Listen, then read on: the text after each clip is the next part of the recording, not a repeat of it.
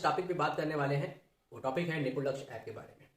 निपुण लक्ष्य ऐप के बारे में कई तरह के प्रश्न आपके मन में चल रहे हैं और हमसे जो पूछे जाते हैं सुपरविजन के दौरान मैंने जो देखा कि निपुण लक्ष्य ऐप का प्रयोग हो रहा है कि नहीं हो रहा है, तो लगभग एक बार हुआ और मैंने पूछा फिर रोज़ क्यों नहीं कर रहे हैं। तो फिर ये सीधा सा एक उत्तर आया कि सर जब हमारे यहाँ सभी बच्चों का हमने कर लिया है, हमारे यहाँ मान लिया सर 20 बच्चे थे और हमने एक बार 2-3 दिन में मैंने 20 बच्चों का जो है आकलन कर लिया है। 5 बच्चे निपुण हैं, 15 निपुण नहीं है। अब सर क्या करें? अब तो 1 महीने के बाद ही करेंगे, थोड़ा सा प्रयास करेंगे, निपुण और बच्चे हो जाएं फिर करें सर। तो ये कहीं ना कहीं इस तरह के अगर प्रश्न हैं तो कहीं ना कहीं निपुण लक्ष्य ऐप के बारे में हमें थोड़ी आधी अधूरी जानकारी है। देखिए, निपुण लक्ष्य ऐप को जब ओपन करेंगे तो ओपन करने पर आपसे जो पहली लाइन जो लिख के आती है वो पूछती है कि क्या जो विद्यार्थी का आकलन आप किस आधार पर करना चाहते हैं, और हम क्या लगभग 99% क्या चयन कर लेते हैं निपुण लक्ष्य के आधार पे। बल्कि दूसरा ऑप्शन आप नीचे देखिए लिखा हुआ है निपुण सूची।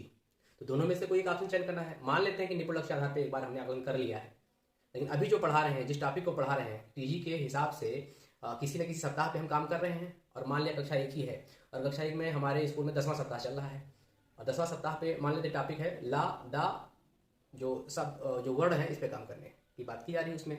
और ये शिक्षण जो है योजना से हम पढ़ा रहे हैं, तो किसी योजना टीजी में लगा दी गई है और उसी एक्टिविटी से हम कार्य कर रहे हैं।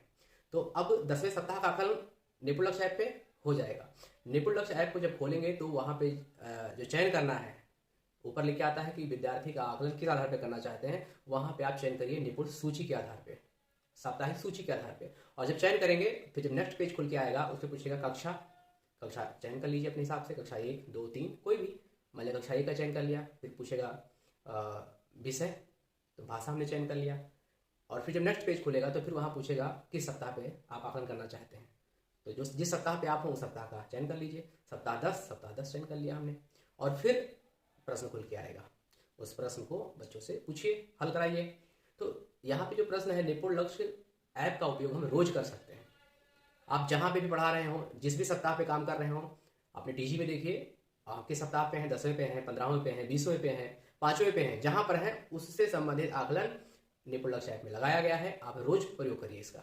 और ये भी कुछ नहीं होता कि सर एक बच्चे का आज कर लिया तब उस बच्चे का कभी भविष्य में 1 महीने के बाद नहीं, उस बच्चे का रोज कर सकते हैं भाई। हमने आज लादा वर्ड और शब्द पढ़ाया उससे संबंधित, तो उसका आकलन आज किया, कल बच्चों को नहीं समझ में आया था पूरी तरीके से, क्योंकि आप जानते हैं कि टीजी में 70% अगर बच्चे हल कर पा रहे हैं उससे संबंधित प्रश्न, तब तो हम आगे बढ़ेंगे, नहीं तो फिर हम रिपीट करेंगे। तो क्यों ना निपुण लक्ष्य ऐप पे आकलन भी आप रिपीट करिए, इस पर कोई समस्या नहीं है।